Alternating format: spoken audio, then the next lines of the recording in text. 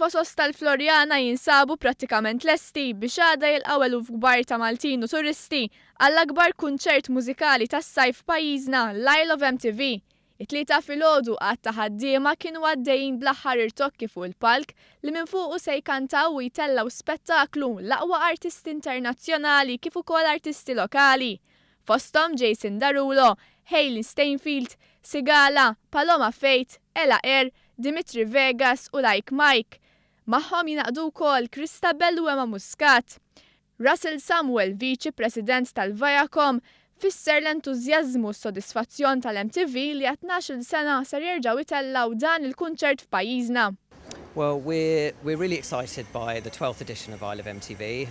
The fact that we have been in partnership with the Water Tourism Authority, Ministry of Tourism, for this length of time, I think, is testament to the success and the popularity of the event, both locally and around the world. We do every year look to bring a new show. We've obviously got one of our biggest lineups that we will ever have, with 6 international artists as well as 2 local artists for the first time. It-tlieta filgħodu l-Ministru għat-Turiżmu Konrad Mizzi mar fuq il-fosos tal-Florjana fejn ħabbar innovazzjonijiet ġodda għall-Isle of MTV ta' din is-sena. Fosthom li l-kunċert tal-Isle of MTV ta' din is-sena se jkun qed jixxandar b'mod dirett fuq 10 stazzjonijiet tal-MTV fejn se jiġi segwit f'70 miljun dar. Il-Ministru Konrad Mizzi qal li dan il-kunċert annwali jgħin lil Malta biex tiġbed aktar żgħażagħ.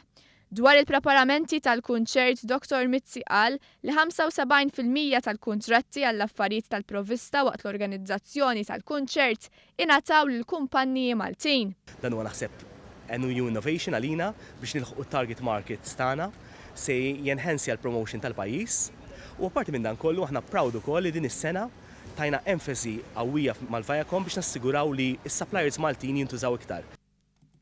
Intant il-kunċert Isle of MTV ser jerġa' jsir is-sena d-dieħla bid-data magħżula hija dik ta' 26 ta' Ġunju.